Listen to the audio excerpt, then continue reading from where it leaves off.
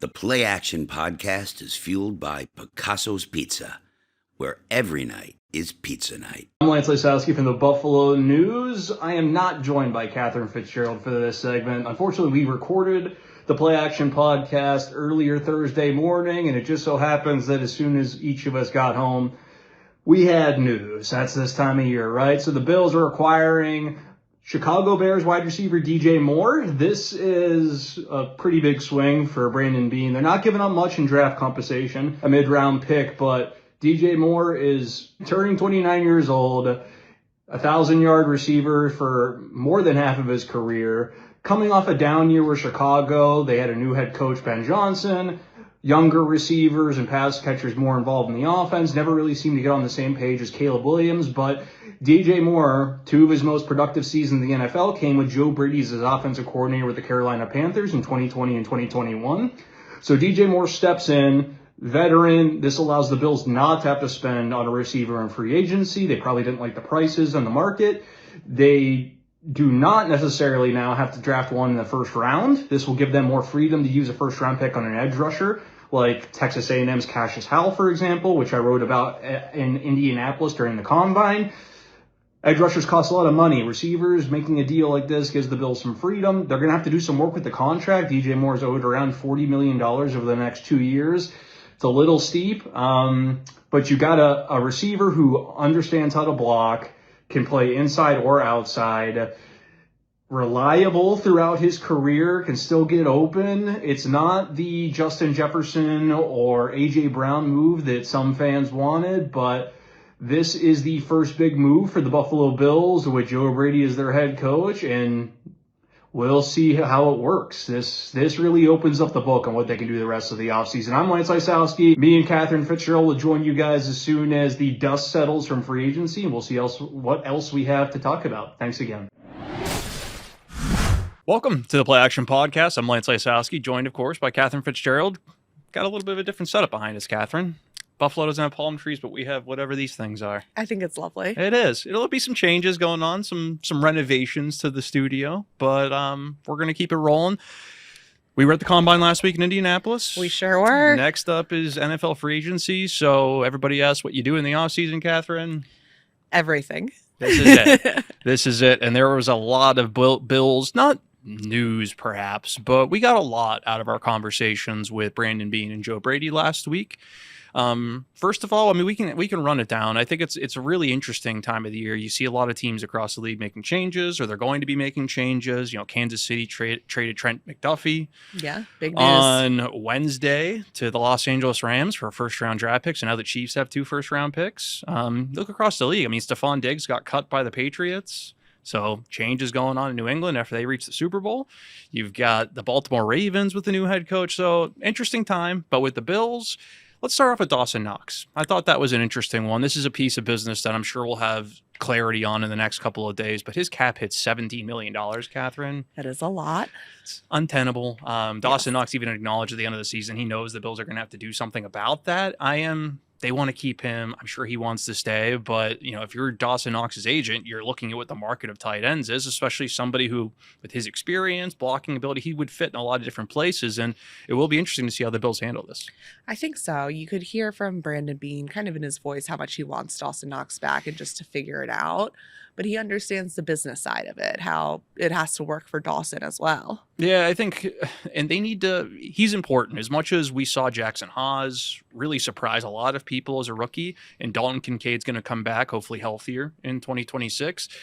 They ran a lot of 3 tight end sets. They ran a lot of that heavier personnel, and Dawson Knox is such a key to that. Another talking point I thought was interesting was John Fox, longtime NFL head coach, was added to Joe Brady's staff. It's a younger, if not younger, it's a more inexperienced staff, which I think is the trend across the league, honestly. But John Fox is somebody who's been to a couple of Super Bowls.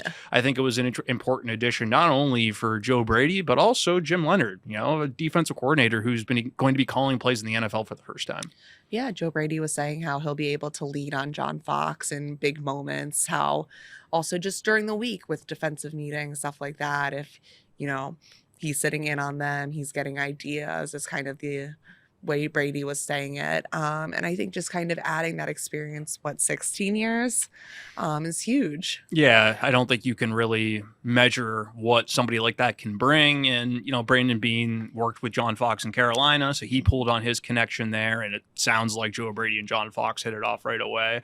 When we were talking about, in the first couple of days after Sean McDermott was fired, my concern was the type of staff that Joe Brady was going to be able to hire. But when you compare the people he brought in to, let's say, Las Vegas, for example. Yes. And, Clint Kubiak got a late start because he won the Super Bowl at Seattle. I think it's a night and day difference just in terms of not only level of experience, but the quality of coaches that Joe Brady was able to bring in. Part of that's you're in Buffalo. A lot of people know you can win here, but also you got a good start. And Joe Brady was able to pull in some of those Sean Payton connections, like Pete Carmichael, who I think is going to be really important. Yes, I think that tree has really shown up in some of, the strings he was able to pull here to build what I also agree is a good coaching staff. We will get into the free agency part of this in the next couple of segments, Katherine, but I think especially when it comes to the combine, talk to a lot of players throughout the week. And I think it's pretty obvious at this point the Bills have been doing their due diligence on all the receivers, especially that group that's going in round 1 and round 2. That's going to I thought it was interesting just to hear what Brandon Beane said about the type of receiver that they need. I think we can probably ignore all the speculation about Keon Coleman at this point. He's coming back. Of course, things can change, but when you hear Joe Brady and Brandon Beane talk about Coleman, they seem like they're ready to see this player have a good offseason, come back in the right space. But who can you bring in to complement Coleman, Khalil Shakir, probably Josh Palmer? And not really surprised, but Brandon Beane listed speed, a bigger X receiver.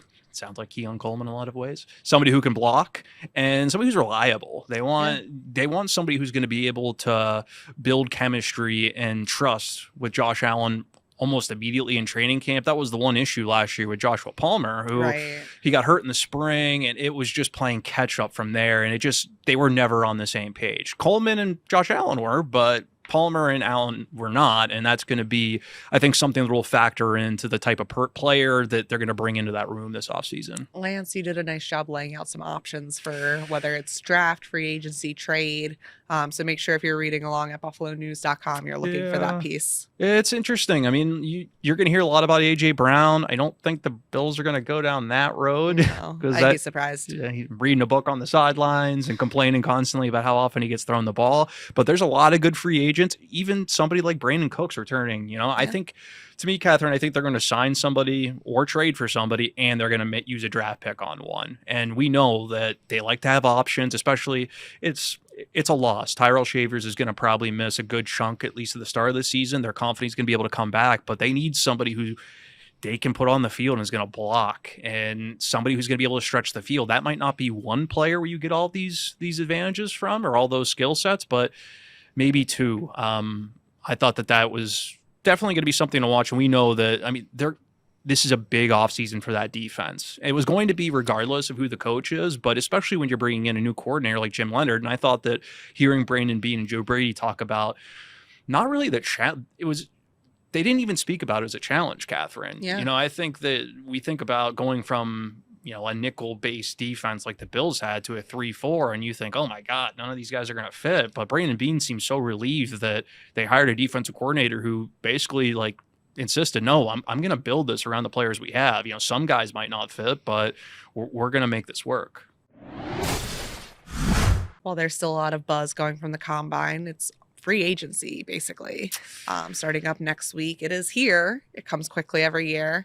Let's talk about Bill's needs for a little bit. We can start with the offensive line because they could see a lot of change there. Yeah, they certainly can, Katherine. They have Alec Anderson. They have Cedric Van Pran Granger. So if they do lose Connor McGovern and David Edwards, they like the depth that they've built at both of those positions. But Brandon Beane said on the day that Joe Brady had his introductory press conference that they're still going to bring in competition. They're going to follow the same model that they did a couple of years ago when they signed David Edwards and Connor McGovern. Sign a couple of veterans who you think that you can get cheaper and will flourish with your coaching and in your system. So those whether it's only a left guard or it's a left guard and a center, they're going to be in the market for an offensive lineman. Yeah, I think, Brandon Beane has spoken so highly of McGovern and Edwards, but just the money, I don't know if they're going to be able to make it work. That's so hard to bring those guys back. McGovern in particular, you look around the league at teams that need centers, and he's going to have an interesting market. Yeah, the draft class is usually as thin at center, but it's supposedly even more thin at center this year. And Tyler Linderbaum from the Ravens is going to he might get over $20 million, which means that Connor McGovern's getting close to $20 million. And David Edwards is supposed to, I think Spot Track has him around $19.5 million. And those guys were so good, it is going to be a big loss trying to replace them, especially with all the other changes that you're going to see going into next season. But you only have so much money to spend. And it's not just about the quarterback. It's everywhere on the roster. And then, Katherine, you look at defense, they have a lot of guys. We'll talk on the third segment about who they may lose. But you look at, especially with Jim Leonhard coming in, I think that right down the middle of that defense, they've got to like what they have at corner with Christian Benford and Maxwell Harrison. Cole Bishop had a good year, but look at nose tackle, you look at inside linebacker, you look at safety, they're going to be in the market for some of those players. I thought it was interesting when we talked to Joe Brady, how he was like, oh no, we've got nose tackles on our roster. And we were like, well, who? And he was like, that's up to you to figure out. Well, we know one of them is going to be Deion Walker, yes. But it's a matter of who the other options are. We can assume it's going to be like Dwayne Carter, like TJ Sanders is probably going to be more of a defensive end in this defense, but that was very funny. And it was also like Brandon Beane was asked about what skill set are you looking for in a safety next to Cole Bishop. Especially in this defense, you look at what Jim Leonhard's going to want to do. He's going to want to run a lot of man coverage, and he's going to do a lot of single high safety. And Brandon Beane explained that, well, Cole Bishop showed us last season he can do anything. So if we find somebody who can play, the single high and be more of a cover free safety type, then Cole Bishop will be closer to the box and vice versa. Yeah, I think still we're going to see a lot of turnover on this defense. And, Brandon Beane always talks about how it starts with building up front. We talked about offensive line already, defensive line. I think we'll see some change there. Certainly. It's always a need, it feels. Yeah. And they're going to balance. When you're a general manager in the NFL, you're looking at what's the depth in free agency compared to the depth in the draft in terms of deciding where you're going to allocate your resources. Like, for example, this team needs another pass rusher. Joey Bosa, I can't imagine he's returning. Maybe AJ Epinesa is still an option, but even Landon Jackson and Michael Hoyt are coming off season-ending injuries. We don't know when they're going to be ready. You need depth behind Greg Rousseau or somebody who could play on the opposite side of Greg Rousseau. And free agency, you're somebody like even Khalil Mack, Katherine, is going to cost a lot of money. So I think edge rusher is something they get in the draft, but you're looking at safety and linebacker, especially think about all the potential leadership this team may lose in free agency. And last August, that was one of the reasons why Brandon Beane brought in Jordan Poyer and Jordan Phillips. He said, we need more leadership on this defense with who we lost. We know we're going to be younger. And I would suspect, especially going into a new scheme, they're going to bring in guys with experience and knowledge of a 3-4 defense or similar defenses, probably at linebacker and safety would be my guess. I think it'll be interesting even as the season goes on, how it used to always feel like, oh, this guy played once for the Bills, he's back. Yeah. I don't think we're going to see that exactly anymore. No, and the Bills might benefit from the fact this is supposedly a deeper class for linebackers.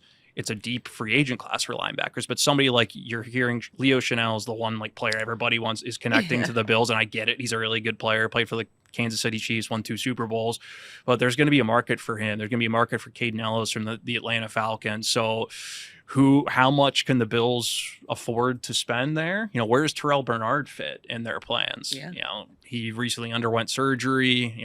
We'll talk about Matt Milano and Shaq Thompson in the next segment. Dorian Williams, where does he fit in their plans? Because I think he's going to have a pretty sizable role, no matter whether he's a chess piece or whatnot. They're going to use him quite a bit. But there are plenty of good players for them to sign that will fit with this defense and won't break the bank. And it helps that you don't have to bring in a corner. Those are very Yes. expensive positions. You don't have to necessarily bring it.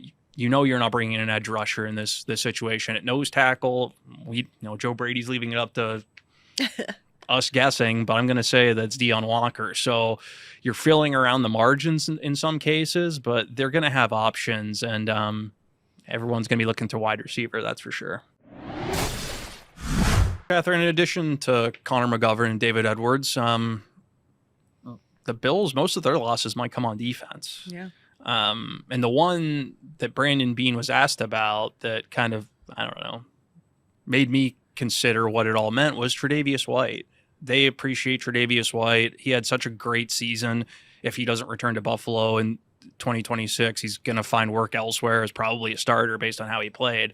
But I didn't really get the sense from Brandon Beane's comments that Tre'Davious White's going to be coming back. It sounded a bit like he was memorializing their time Yeah. of, we had so many great times. Wish him the best.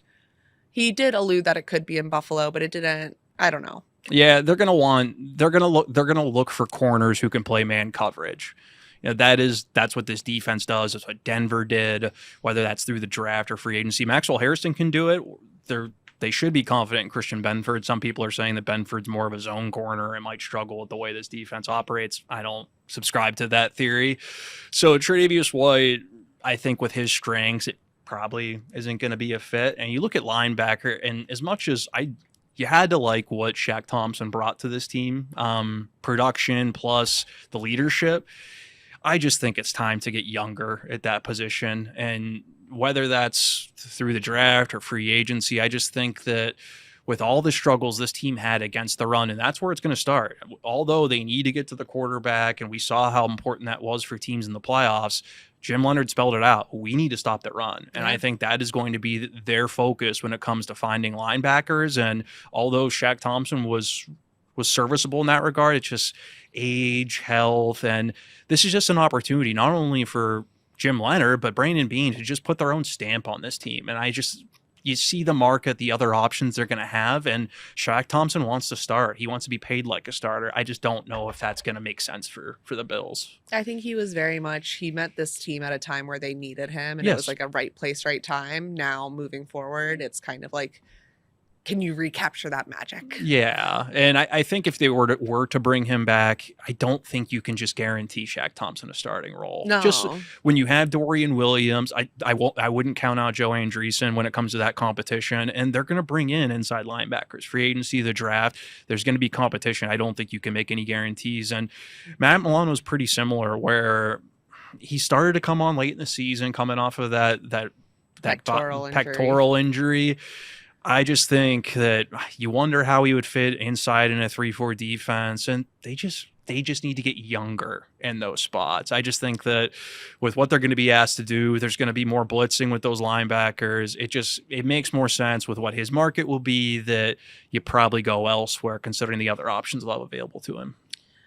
A sneaky one that I'm curious about. I'm going to switch to offense. No, you're good. Yeah. Okay. Reggie Gilliam. Yeah, he wants to return so badly. He was so disappointed at locker cleanout when he spoke to reporters because he played more snaps on offense than at any point in his career. Yeah. He had such a big impact, and there was some frustration there with him that it was another offseason where he's facing that uncertainty. If they don't sign him, somebody will, because you see how offenses are going. Everyone's going heavier personnel. It's just that he probably played his way. He made $2 million last season. Yeah. He's probably going to make closer to $3 million. And if you're the Bills, you're deciding where you want to spend that money. I just think, especially when it comes to, Dalton Kincaid's injury history, Dawson Knox is, 30 years old at this point. Reggie Gilliam's got some versatility to his game where you can line him up as a tight end. I wouldn't want to use a draft pick on a fullback. And No. I mean, he's already one of the best in the NFL. So why would you go to free agency? Continuing that relationship just makes too much sense to me to say farewell. Yes, I think, and you talk to him then, you could just feel it in his heart. He wants to be back, which doesn't always make the business match up, of course. Yeah, he was so excited because he got through this past season injury-free, which was not the case the year before when he played through quite a bit. And he played well. He had such a big role in James Cook winning that rushing title. And wide receiver, I think that wide receiver, we'll see about Joshua. Like the cap implications don't make sense for them to end up cutting Joshua Palmer, but I assume Curtis Samuel's going to move on. That would be my guess. Bad timing for Gabe Davis to where the knee injury happens. So oh gosh, yeah. if he plays next season, he's not going to be signing anywhere anytime soon. Katherine, I just look around the league. Although internally the Bills don't have that one free agent. It's Brandon Cooks, and I think that if you're not going to pay for somebody, I wouldn't pay somebody like Rashid Shaheed, for example, Katherine. I would much rather just pay Brandon Cooks and then draft wide receiver if that's the kind of, if you want that field stretching option.